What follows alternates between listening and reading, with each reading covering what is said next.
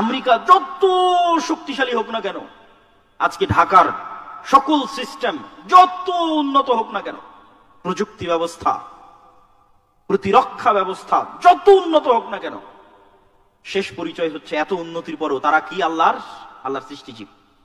আর আল্লাহ সুবহানাহু ওয়া তাআলা তাদের সৃষ্টিকর্তা। এই জন্য আল্লাহ বলছেন যে আমি যেহেতু সৃষ্টিকর্তা, হুয়া আশাদ্দু মিনহুম কুওয়া, তো যিনি সৃষ্টিকর্তা ও তুমি যতই বড় হও তারপরও উনি তোমাদের চেয়ে শক্তিশালী। অতএব যে কোনো মুহূর্তে তোমাকে ধ্বংস করে দিতে পারে, তোমার সকল প্রযুক্তি অকেজো হয়ে যেতে পারে, সকল ব্যবস্থাপনা অকেজো হয়ে যেতে পারে।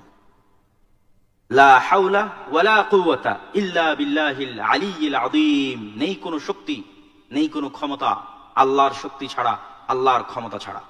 সম্মানিত উপস্থিতি, আল্লাহ সুবহানাহু ওয়া তাআলা নূহ আলাইহিস সালাতু ওয়াস সালামের কওমকে ধ্বংস করেছে বন্যার পানি দিয়ে। সমগ্র পৃথিবীতে ভয়াবহ বন্যায় ডুবিয়ে হত্যা করেছেন, ধ্বংস করে দিয়েছেন। যার বর্ণনা তাওরাতে আছে, যার বর্ণনা ইনজিলে আছে, যার বর্ণনা কোরআনে আছে। আল্লাহ লূত আলাইহিস সালাতু ওয়াস সালামের কওমকে ধ্বংস করেছেন শহরকে উল্টিয়ে দিয়ে, আসমান থেকে আগুনের পাথর বর্ষণ করার মাধ্যমে। আল্লাহ সুবহানাহু ওয়া তাআলা আদ জাতিকে ধ্বংস করেছেন বিরিহিন সরসরিন আতিয়াহ, প্রচন্ড ঠান্ডা ঝড়ো বাতাসে। সামুদ জাতিকে ধ্বংস করেছেন বিকট আওয়াজে, ওয়াহুম জাসিমিন, এমন বিকট আওয়াজ যে যে অবস্থায় বিকট আওয়াজ শুনেছে ওই অবস্থায় মারা গেছে। কেউ মুখে হাত তুলে খাবার দিচ্ছিল, ওইভাবে খাবার খাওয়া অবস্থায় থেকে গেছে বিকট আওয়াজ শুনে। আল্লাহ বলছেন কোরআনে, ওয়াহুম জাসিমিন, ওই অবস্থায় শেষ হয়ে গেছে এবং ওই অবস্থায় থেকে গেছে ফ্রিজের মতো। মমের লাশকে যেমন মমি করা হয় সেভাবে। কেউ হয়তো খেলছিল, দৌড়াচ্ছিল, দৌড়ানো অবস্থায় বিকট আওয়াজ হয়েছে, দৌড়ানো অবস্থায় থেকে গেছে। ওয়াহুম জাসিমিন, লা তাতাহাররাকুল আজসাদ, যে অবস্থায় ছিল ওই অবস্থায় শেষ হয়ে গেছে। আর যে ভয়ঙ্কর ঝড় বাতাস আল্লাহ আদ জাতির জন্য প্রেরণ করেছিলেন, প্রচন্ড ঠান্ডা, বিরিহিন সরসরিন আতিয়াহ, ওই বাতাসের তেজ এত বেশি ছিল যে দিক দিয়ে বাতাস গেছে ওই দিক দিয়ে কেটে গেছে। শক্তিশালী প্রকাণ্ড খেজুর গাছ হলে ওই খেজুর গাছ কেটে চলে গেছে। আর ফেরাউনকে আল্লাহ সুবহানাহু ওয়া তাআলা পানিতে ডুবিয়েছে, আর কারুনকে আল্লাহ সুবহানাহু ওয়া তাআলা মাটিতে ধসিয়েছে। তো একই মূলনীতি, একই স্টাইলে আল্লাহ বারবার ধ্বংস করেনি। ঠিক যেমন লস এঞ্জেলসের যে আগুন, এই আগুনের ভিত্তিতে আল্লাহ অতীতে কোনো কওমকে ধ্বংস করেনি, কিন্তু এখন করছেন। তো কোরআন প্রমাণ করে যে আল্লাহ সুবহানাহু ওয়া তাআলা এক এক সময় এক এক ভাবে আযাব এবং গজব দিয়ে থাকেন। আর আজকে পৃথিবীর মানুষ আযাব এবং গজবের হকদার। শুধুমাত্র ফিলিস্তিনের গাজায় যে ৪৫ থেকে ৫০,০০০ নিরপরাধ, অসহায়, বাস্তুহীন, যাদের কাছে কোনো শক্তি নাই, যাদের কাছে কোনো অস্ত্র নাই, যাদের কোনো আশ্রয়দাতা নাই, এই সমস্ত আশ্রয়হীন, এই সমস্ত অস্ত্রবিহীন নিরীহ মানুষকে সারা পৃথিবীর মানুষের সামনে হত্যা করা হয়েছে।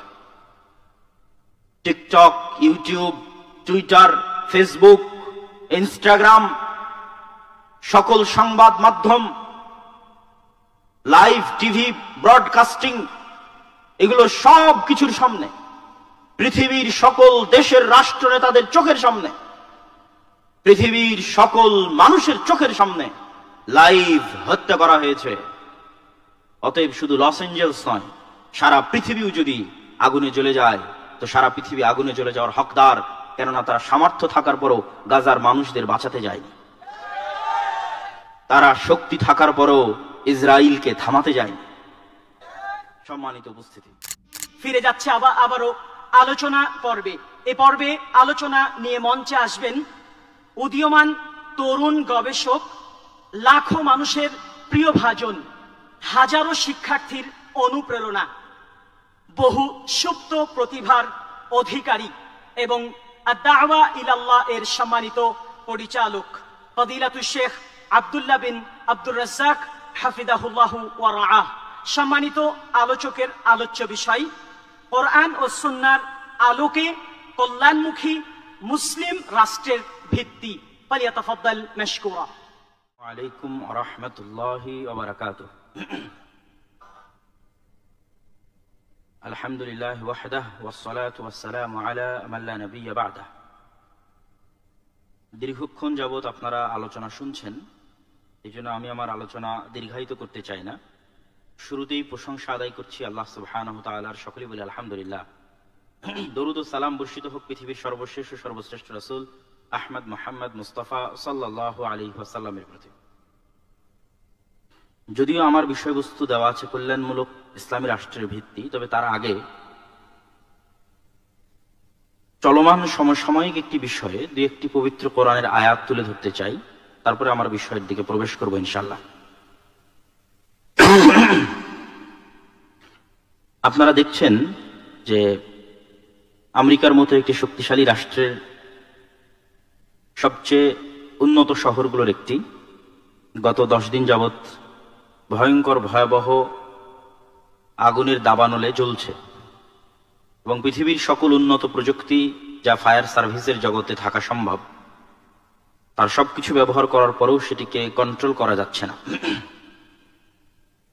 আল্লাহ সুবহানাহু ওয়া তাআলা পবিত্র কোরআন মাজিদে অতীতে বহু জাতির ক্ষেত্রে আযাবের কথা, গজবের কথা উল্লেখ করেছেন। তাদের আযাব এবং গজবের ধরনের বিষয় আল্লাহ সুবহানাহু ওয়া তাআলা পবিত্র কোরআনে আলোকপাত করেছেন। আমি শুধু পবিত্র কোরআনে আযাব এবং গজব সংক্রান্ত যে আয়াতগুলো আল্লাহ সুবহানাহু ওয়া তাআলা নিয়ে এসেছেন তার দুই একটি আয়াত আপনাদের সামনে তুলে ধরে যা শুধু অনুবাদ করব এবং আমার বক্তব্যের দিকে চলে যাব ইনশাআল্লাহ। মহান আল্লাহ সুবহানাহু ওয়া তাআলা বলেন, ওয়া কাআইয়্যিম মিন ক্বরিয়াতিন আতাত আন আমরি রাব্বিহা, এরকম কত শহর, কত গ্রাম, কত এলাকাবাসী আল্লাহর আনুগত্য অস্বীকার করেছে, ওয়া রুসুলিহি, এবং আল্লাহর রাসূলের আনুগত্য অস্বীকার করেছে।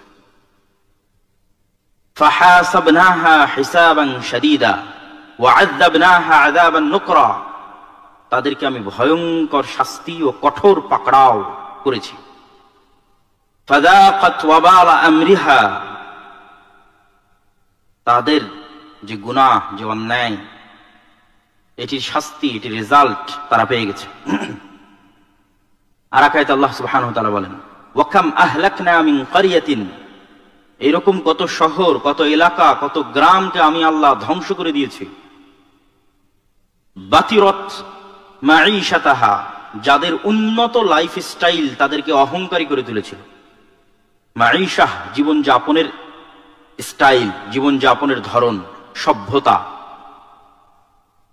যাদের উন্নত সভ্যতা, উন্নত লাইফস্টাইল তাদেরকে অহংকারী করে তুলেছিল, তাদেরকে এমন ভাবে ধ্বংস করেছি। ফাতিলকা মাসাকিনুহুম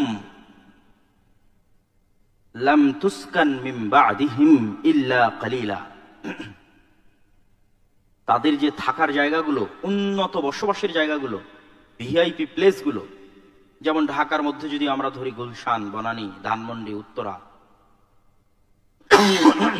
ঠিক আমেরিকার মধ্যে যদি আমরা ধরি লস এঞ্জেলস, পৃথিবীর মধ্যে যদি ধরি দুবাই, তো আল্লাহ বলতেছেন এরকম উন্নত শহরের, এইরকম উন্নত প্রযুক্তির, উন্নত লাইফ স্টাইলের বহু শহরকে আমি আল্লাহ পূর্বে ধ্বংস করে দিয়েছি। কেমন ভাবে ধ্বংস করেছি জানো? ধ্বংস করার পর সেখানে আর বসবাস করার উপযোগী থাকেনি, মানুষ আর বসবাসই করতে পারেনি।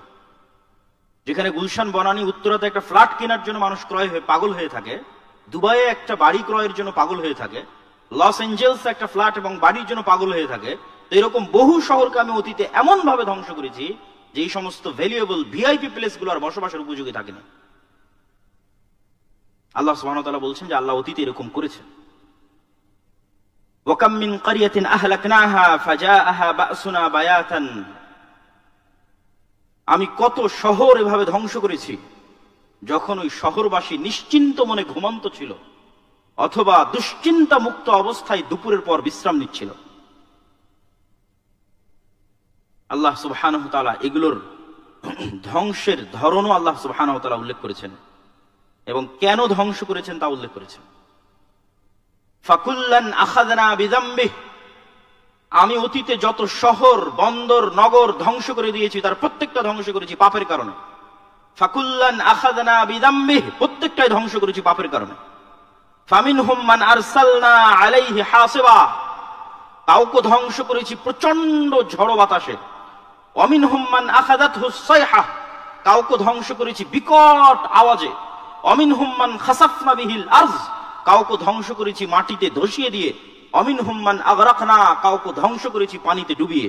ওয়ামা কানা আল্লাহু লিয়াযলিমাহুম, আর এই সমস্ত অগণিত অসংখ্য নগর ও বন্দর উন্নত শহরকে ধ্বংস করায় আল্লাহ অত্যাচারী নন, ওয়ালাকিন কানু আনফুসাহুম ইয়াজলিমুন, বরং ওই শহরবাসীরাই অত্যাচারী ছিল, এই জন্য ধ্বংস করে দিয়েছে।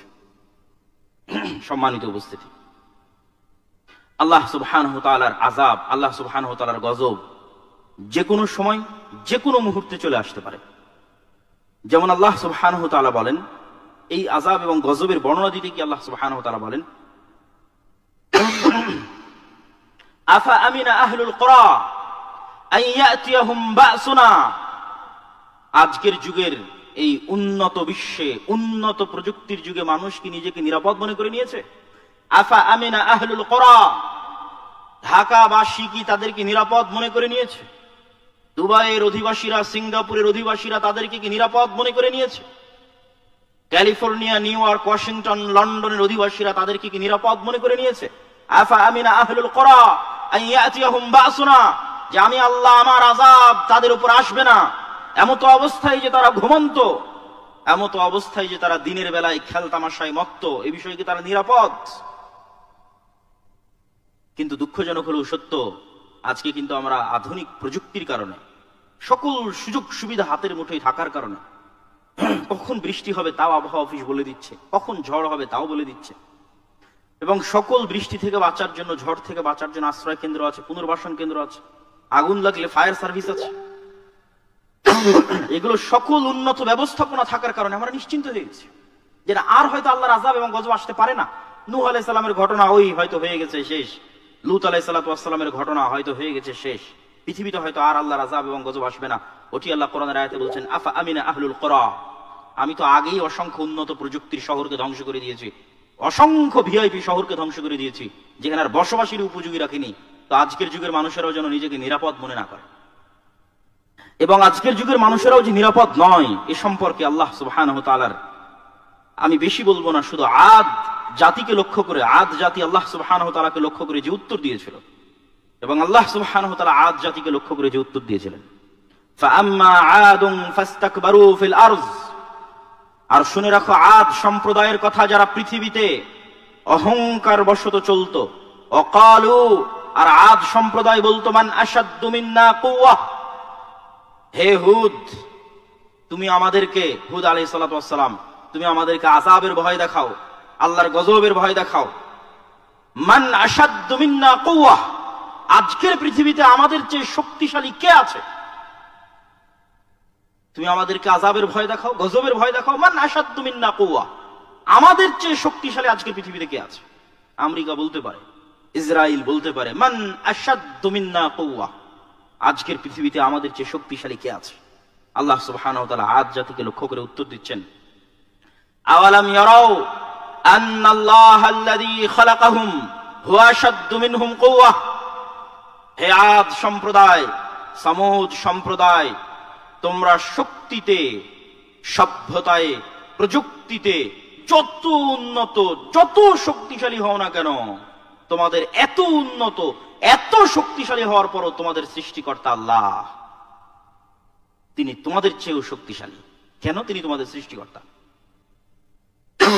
তাহলে আমেরিকা যত শক্তিশালী হোক না কেন, আজকে ঢাকার সকল সিস্টেম যত উন্নত হোক না কেন, প্রযুক্তি ব্যবস্থা, প্রতিরক্ষা ব্যবস্থা যত উন্নত হোক না কেন, শেষ পরিচয় হচ্ছে এত উন্নতির পরও তারা কি? আল্লাহর সৃষ্টিজীব, আর আল্লাহ সুবহানাহু ওয়া তাআলা তাদের সৃষ্টিকর্তা।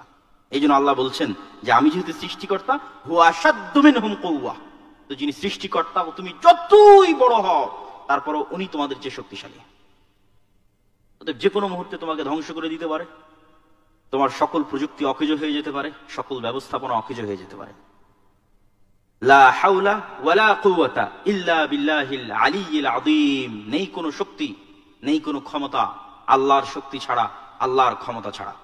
সম্মানিত উপস্থিতি, আল্লাহ সুবহানাহু ওয়া তাআলা নূহ আলাইহিস সালাতু ওয়াস সালামের কওমকে ধ্বংস করেছে বন্যার পানি দিয়ে, সমগ্র পৃথিবীতে ভয়াবহ বন্যায় ডুবিয়ে হত্যা করেছেন, ধ্বংস করে দিয়েছেন, যার বর্ণনা তাওরাতে আছে, যার বর্ণনা ইনজিলে আছে, যার বর্ণনা কোরআনে আছে।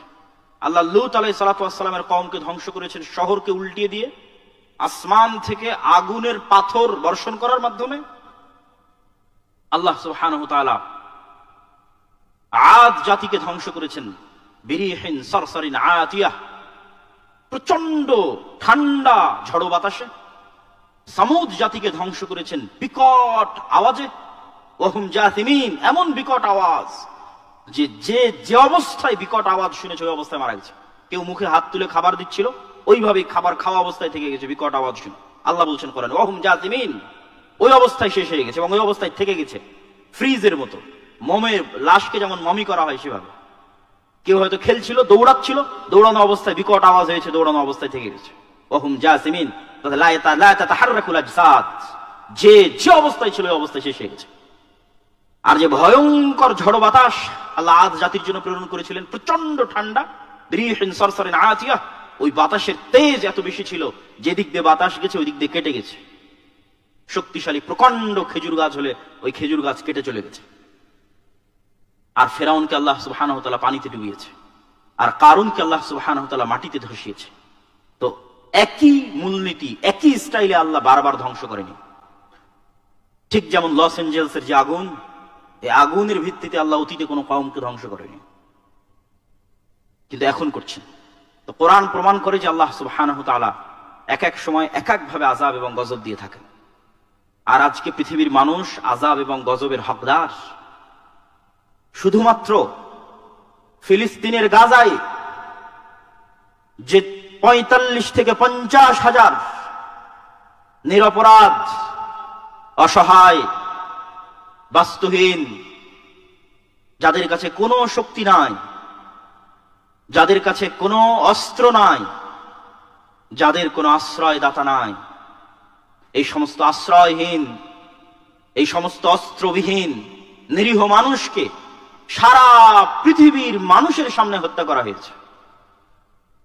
TikTok, YouTube, Twitter, Facebook, Instagram, সকল সংবাদ মাধ্যম, লাইভ টিভি ব্রডকাস্টিং, এগুলো সব কিছুর সামনে, পৃথিবীর সকল দেশের রাষ্ট্র নেতাদের চোখের সামনে, পৃথিবীর সকল মানুষের চোখের সামনে লাইভ হত্যা করা হয়েছে। অতএব শুধু লস এঞ্জেলস নয়, সারা পৃথিবীও যদি আগুনে জ্বলে যায় তো সারা পৃথিবী আগুনে জ্বলে যাওয়ার হকদার, কেননা তারা সামর্থ্য থাকার পরও গাজার মানুষদের বাঁচাতে যায়নি। তারা শক্তি থাকার পরও ইসরায়েলকে থামাতে যায়নি। সম্মানিত উপস্থিতি, অতএব আযাব এবং এই গজব থেকে আমাদের শিক্ষা নিতে হবে। যে কোনো মুহূর্তে আমরা আযাব এবং গজবের শিকার হতে পারি। আল্লাহ কোরআনে এগুলো বলেছেন, যার সামারি এবং সারমর্ম আমি আপনাদের সামনে তুলে ধরলাম। এবার আমার বক্তব্যের মূল বিষয়ে প্রবেশ করি। আমার বক্তব্যের যে মূল বিষয়, এই বিষয়ে আমি গত বহু বক্তব্যে আলোচনা করেছি। ইসলামের রাষ্ট্র ক্ষমতার ব্র্যান্ডিং কি? আপনারা প্রত্যেকটা কোম্পানির খুব ভালোভাবে ব্র্যান্ডিং জানেন, যে ব্র্যান্ডিং এর ডিটেইলস থাকে না, ব্র্যান্ডিং এর ছোটখাটো কোনো একটা বিষয়কে ব্র্যান্ডিং হিসেবে ইউজ করা হয়, বাকি সবগুলো তো কমনই থাকে। মোটরসাইকেল সবই কমন, তারপর এক এক কোম্পানির এক এক মোটরসাইকেল নির্দিষ্ট কিছু ফিচারের কারণে ব্র্যান্ডিং হয়। কোনোটা হয়তো অল্প তেলে বেশি মাইলেজ আছে, কোনোটা হয়তো স্পিড লিমিট বেশি, এরকম ছোট ছোট বিষয় নিয়ে ব্র্যান্ডিং হয়। তো ইসলামের রাষ্ট্র ক্ষমতার ব্র্যান্ডিং কি? রাসূলুল্লাহ সাল্লাল্লাহু আলাইহি ওয়াসাল্লাম বলছেন, লা তাকুমুস সাআহ হাত্তা ইয়ানজিলা ঈসা ইবনে মারইয়াম, ততক্ষণ পর্যন্ত কিয়ামত সংঘটিত হবে না যতক্ষণ না মারিয়ামের সন্তান ঈসা পৃথিবীতে নেমে না আসে। ওয়া ইয়াকসিরুস সালিব, এবং ক্রুশকে ভেঙে না দেয়। ওয়া ইয়াকতুলুল খিনজির, এবং শুকুরকে হারাম ঘোষণা না করে। মারিয়ামের সন্তান ঈসা পৃথিবীতে নেমে আসবে, ক্রুশকে ভেঙে দিবে, শুকুরকে হারাম ঘোষণা করবে, ৩ নাম্বার। আর সমগ্র পৃথিবীতে হাকামান মুকসিতা, ন্যায় বিচার প্রতিষ্ঠা করবে। ঈসা আলাইহিস সালাতু ওয়াস সালাম যে রাষ্ট্র প্রতিষ্ঠা করবেন, এটা ইসলামী রাষ্ট্র না অন ইসলামী রাষ্ট্র? ইসলামী রাষ্ট্র, অবশ্যই ইসলামী খেলাফা। তো ওই ইসলামী রাষ্ট্রের ব্র্যান্ডিং করছেন আল্লাহর নবী একটা ছোট্ট বাক্যে, হাকামান মুকসিতা। সমগ্র পৃথিবীতে ঈসা আলাইহিস সালাম কি প্রতিষ্ঠা করবেন? ন্যায় বিচার। তথা রাষ্ট্রে ইসলামের ব্র্যান্ডিং হচ্ছে ন্যায় বিচার। অবশ্যই মানুষ ব্যক্তিগত জীবনে তাওহীদ অবলম্বন করে জান্নাতে চলে যাবে, অবশ্যই। কেননা সকল নবী কি রাষ্ট্র ক্ষমতায় গেছে? যায়নি। তাহলে ওই সমস্ত নবীরা কি নাজাত প্রাপ্ত নয়? অবশ্যই নাজাত প্রাপ্ত। কিসের ভিত্তিতে নাজাত প্রাপ্ত? তাওহীদ। সব নবী তাওহীদের দাওয়াত নিয়ে এসেছেন। কিন্তু কখনো যদি ওই নবী রাষ্ট্র ক্ষমতায় অধিষ্ঠিত হতেন, যেমন দাউদ আলাইহিস সালাতু ওয়াস সালাম হয়েছেন, যেমন সুলাইমান আলাইহিস সালাতু ওয়াস সালাম হয়েছেন, যেমন মুহাম্মদ সাল্লাল্লাহু আলাইহি ওয়াসাল্লাম হয়েছেন, তখন অবশ্যই তাদের ব্র্যান্ডিং থাকতো ন্যায় বিচার। দাউদ ন্যায় বিচার প্রতিষ্ঠা করেছিলেন রাষ্ট্রে বসে, অবশ্যই মুওয়াহহিদ তাওহীদপন্থী। সুলাইমান আলাইহিস সালাতু ওয়াস সালাম ন্যায় বিচার প্রতিষ্ঠা করেছেন রাষ্ট্রে। মুহাম্মদ সাল্লাল্লাহু আলাইহি ওয়াসাল্লাম ন্যায় বিচার প্রতিষ্ঠা করেছেন। তাহলে রাষ্ট্রে ইসলাম প্রতিষ্ঠার ব্র্যান্ডিং হচ্ছে ন্যায় বিচার, ন্যায়পরায়ণতা। এখন ঈসা আলাইহিস সালাম যদি নিজে ন্যায়পরায়ণ না হয়, উনি কি রাষ্ট্রে ইসলাম প্রতিষ্ঠা করতে পারবে, ন্যায় বিচার প্রতিষ্ঠা করতে পারবে? এই জন্য সকল নবী রাসূলকে আল্লাহ সুবহানাহু ওয়া তাআলা জন্মগত ন্যায়পরায়ণ এবং সত্যবাদী করে পাঠিয়েছেন, কেননা যাতে তারা নেতা হতে পারে যদি সুযোগ আসে। রাষ্ট্রের নেতা না হতে পারলে যেন সমাজের নেতা হতে পারে, সমাজের নেতা না হতে পারলে যেন তার সঙ্গী সাথী অনুসারীদের নেতা হতে পারে। তো অনুসারীদের নেতা তো ততক্ষণ হতে পারবে না যতক্ষণ না তার মধ্যে ন্যায়পরায়ণতার গুণ থাকবে, সত্যবাদিতার গুণ থাকবে, হতে পারবে না নেতা। তো আজকের মুসলমানদের আপনি যদি দৃশ্য দেখেন তাহলে দেখবেন যে ন্যায়পরায়ণতা এবং সত্যবাদিতাই সামগ্রিকভাবে মুসলমানদের যে চারিত্রিক অধপতন, তা তৎকালীন আরব মক্কার মুশরিকদের চাইতেও বেশি অধপতন। আবু সুফিয়ান রাদিয়াল্লাহু তাআলা আনহু তখন তিনি কাফের মুশরিকদের সর্দার। হুদাইবিয়ার সন্ধির পর ব্যবসায়িক কাজে গেছেন সিরিয়ায়। বাদশাহ হিরাক্লিয়াস ডেকে পাঠিয়েছেন। কেন? বাদশাহ হিরাক্লিয়াসের কাছে চিঠি পৌঁছেছে আল্লাহর নবীর। তো কাফের মুশরিকদের সর্দার আবু সুফিয়ানকে জিজ্ঞেস করা হচ্ছে তার চিরশত্রু মুহাম্মদ সাল্লাল্লাহু আলাইহি ওয়াসাল্লাম সম্পর্কে, যে মুহাম্মদ সাল্লাল্লাহু আলাইহি ওয়াসাল্লামের মদিনা নগরী সে অল্প কিছুদিন পূর্বে ঘেরাও করে রেখেছিল 10,000 সেনাবাহিনী নিয়ে 1 মাস যাবত, মদিনাকে মাটির সাথে মিশিয়ে দেওয়ার জন্য, মুহাম্মদ সাল্লাল্লাহু আলাইহি ওয়াসাল্লামকে হত্যা করার জন্য। সেই আবু সুফিয়ানকে জিজ্ঞেস করা হচ্ছে তার চিরশত্রু সম্পর্কে। এমন জায়গায় জিজ্ঞেস করা হচ্ছে যেখানে কোনো ক্যামেরা নাই, মোবাইল নাই, রেকর্ডার নাই, লাইভ নাই, কিচ্ছু নাই, আজ থেকে 1500 বছর আগে। কিন্তু আবু সুফিয়ান রাদিয়াল্লাহু তাআলা আনহু মিথ্যা বলেননি, কাফের অবস্থায় মিথ্যা বলেন। কেননা উনি ফিল করতেছিলেন যে ওনার পার্সোনালিটির লেভেল যে পরিমাণ হাই, উনি মুশরিক হতে পারেন কিন্তু ওনার ব্যক্তিত্ব, পার্সোনালিটি, শাখসিয়া এমন উঁচু পর্যায়ের যে ওখান থেকে নিচে নেমে মিথ্যা বলবেন এটা ওনার দ্বারা সম্ভব হয় না। আর আজকে আপনি বাংলাদেশে এক দলকে, এক রাজনৈতিক দলকে আর এক রাজনৈতিক দল সম্পর্কে জিজ্ঞেস করবেন, যা বলবে সব মিথ্যা। কেননা এই গণতান্ত্রিক রাজনীতিটা টিকে আছে কিসের উপর? মিথ্যার উপর। মিথ্যার চর্চা ছাড়া গণতান্ত্রিক রাজনীতি সম্ভব নয়। তাহলে পুরো মুসলিম জাতিকে মিথ্যুক বানানো হচ্ছে গণতন্ত্রের নামে, মুসলমানদের নেতাদেরকে মিথ্যুক বানানো হচ্ছে গণতন্ত্রের নামে। আর মিথ্যুক কখনো নেতা হতে পারে না, মানে ওই মিথ্যুককে দিয়ে কখনো ন্যায় বিচার প্রতিষ্ঠা সম্ভব নয়। আর দু একটা ব্যক্তিগত জীবনের আমি উদাহরণ দিই। এখানে কত মানুষ বসে আছে, আপনার আশেপাশে পাড়া প্রতিবেশীর দিকে খেয়াল করবেন, নিজের দিকে খেয়াল করবেন। বাবার সম্পত্তিতে, দাদার সম্পত্তিতে ফুফুকে, বোনকে ন্যায়ের সাথে হিস্সা বুঝিয়ে দিয়েছে কি মুসলমানেরা? কয়জন? কেউ দেয়নি। বোনকে বলে রেখেছে যে আমার কাছে থাকলো তুমি মাঝে মধ্যে আমাদের বাড়িতে বেড়ায় যেও। জমিটা যদি বুঝিয়ে নেয় তাহলে বোনকে আর বাড়িতে আসতে দিবে না।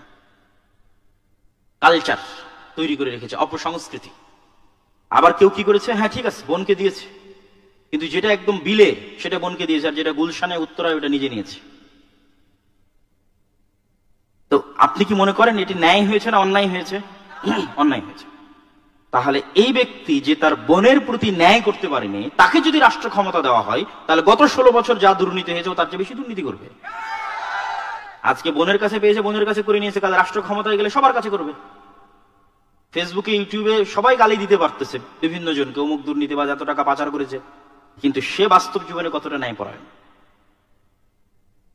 যৌতুকের ভিত্তিতে বিবাহ অন্যায়, কিন্তু গ্রাম অঞ্চলে যান, যৌতুক কালচার,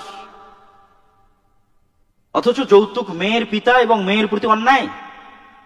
আর এই অন্যায় সামিল হচ্ছে পুরো গ্রাম, হাজি, নামাজি, দানবীর সবাই সামিল হচ্ছে। তো তাদেরকে যদি আপনি রাষ্ট্র ক্ষমতা দেন, তো যে মেয়ের কাছে যৌতুক নিতে পারে সে রাষ্ট্র ক্ষমতা পেলে সারা দেশের সব সম্পদ লুটে খাবে। তাহলে সে কি রাষ্ট্রের ন্যায় বিচার প্রতিষ্ঠা করতে পারবে? পারবে না। তাহলে সে যদি রাষ্ট্রের ন্যায় বিচার প্রতিষ্ঠার যোগ্য না হয়, আল্লাহ তাকে রাষ্ট্র ক্ষমতা দিবে? দিবে না। এই জন্য মুসলমানেরা রাষ্ট্র ক্ষমতা থেকে দূরে।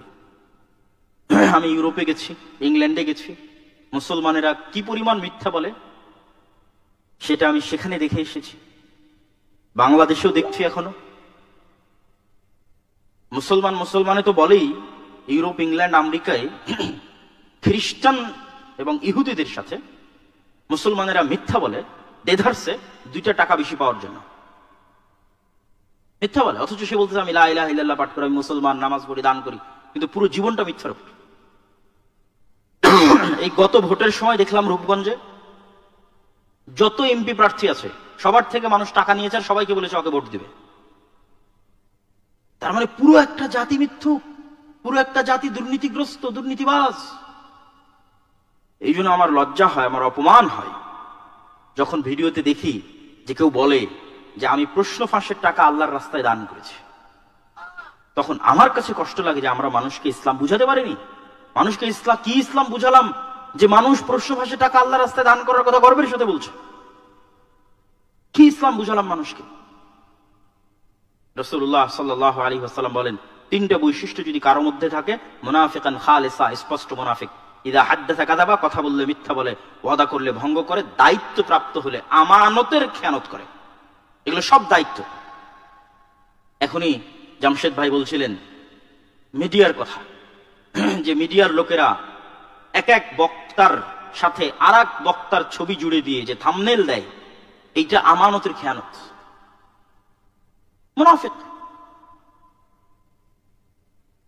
তো সবাই 2টা টাকা বেশির জন্য নিজ নিজ দায়িত্বের সাথে খেয়ানত করতে চায়। সবাই বলছে আমরা মুসলমান, সবাই বলছে আমরা নামাজি, সবাই বলছে আমরা হাজি, কিন্তু মুনাফিকের নামাজ দিয়ে, মুনাফিকের হজ দিয়ে, মুনাফিকের দান দিয়ে, মুনাফিকের যাকাত দিয়ে কখনো গোলামি থেকে মুক্তি হবে না।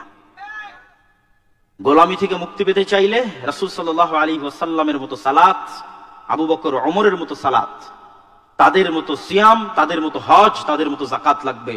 আবু বকর ওমর যখন সালাতে দাঁড়াতেন, শতভাগ সত্যবাদী অবস্থায়, শতভাগ ন্যায় পরায়ণ অবস্থায় সালাতে দাঁড়াতেন, যেটা 100% নিষ্কলুষ নির্ভেজাল সালাত। যেই সালাতের প্রভাব পড়তো পারস্য রোমান সাম্রাজ্যের বাদশাদের সিংহাসন পর্যন্ত ওই সালাতের প্রভাব পৌঁছে যেত, ব্যক্তিত্বের প্রভাবের কারণে। সম্মানিত উপস্থিতি, এই কথার সাথে আর 2-1টি কথা যুক্ত করে, যে মানুষ গোলাম কেন আমরা, রাসূলুল্লাহ সাল্লাল্লাহু আলাইহি ওয়াসাল্লামের আরেকটা হাদিস শুনেন। আল্লাহ নবী বলছেন, আল্লাহুম্মা ইন্নী আউযু বিকা মিনাল মা'সামি ওয়াল মাগরাম, হে আল্লাহ পাপ থেকে মুক্তি চাই, ঋণের বোঝা থেকে মুক্তি চাই। আরেক দোয়ায় আল্লাহ নবী বলছেন, আল্লাহুম্মা ইন্নী আউযু বিকা মিনাল হাম্মি ওয়াল হুজনি, হে আল্লাহ দুশ্চিন্তা থেকে মুক্তি চাই। বলতে বলতে বলছেন ওয়া গালাবাতিদ দাইন, ঋণের বোঝা থেকে মুক্তি চাই। আল্লাহ নবীকে জিজ্ঞেস করা হলো, কেন আপনি এত ঋণ থেকে মুক্তি পেতে চান? রাসূলুল্লাহ সাল্লাল্লাহু আলাইহি ওয়াসাল্লাম বলেন, ইজাস্তাদানা রাজুল, মানুষ যখন লোন নেওয়া শুরু করে মিথ্যা বলা শুরু করে। আবারও বলছি, মানুষ যখন লোন নেওয়া শুরু করে তখন কি বলা শুরু করে? মিথ্যা বলা শুরু করে। আর মিথ্যা বললে নেতা হওয়া যায় না, গোলাম হতে হয়, গোলাম হতে হয়। আর দেখবেন পুরো বাংলাদেশের অলিতে গলিতে সব জায়গায় কিস্তিতে, লোনে ভরপুর। লোন ছাড়া কোনো ক্যাশ মানি যেন পৃথিবীতে না থাকে, সেটার ব্যবস্থাপনাও হচ্ছে। বাংলাদেশে তাও লোন মুক্ত জীবনযাপন করার চেষ্টা করলে করা যায়, ইউরোপ আমেরিকায় সেটিও সম্ভব নয়। আপনার ক্রেডিট কার্ড না থাকলে আপনাকে কেউ বাসায় দিবে না। সম্মানিত উপস্থিতি, এটি দ্বারা কি বুঝালাম? যে আল্লাহর নবীও বুঝতেছেন যে মিথ্যা বললে মানুষ গোলাম হয়, আত্মমর্যাদা নষ্ট হয়, আত্মসম্মান নষ্ট হয়। এই জন্য মিথ্যা থেকে বাঁচতে, লোন থেকে বাঁচতে চাচ্ছেন। কত সুদূর প্রসারী তার চিন্তাধারা। উনি লোনের ধারে কাছে যাবেন না যেন মিথ্যা না বলা লাগে। মিথ্যা বললে তো আর আত্মমর্যাদা, আত্মসম্মান, পার্সোনালিটি, ব্যক্তিত্ব সব শেষ। আর আমাদের সমাজে লোন নিয়ে পরিবারের মালিক তো মিথ্যা বলছেই, পরিবারের সন্তান, পরিবারের স্ত্রী সবাই মিথ্যা বলছে। পুরো একটা পরিবার মিথ্যার উপর গড়ে উঠতেছে, অন্যায়ের উপর গড়ে উঠতেছে। সম্মানিত উপস্থিতি, ইসলামী রাষ্ট্রের ব্র্যান্ডিং এটি, এবং আমরাও যদি ইসলামী রাষ্ট্র প্রতিষ্ঠা করতে চাই আমাদেরকে এই গুণে গুণান্বিত হতে হবে।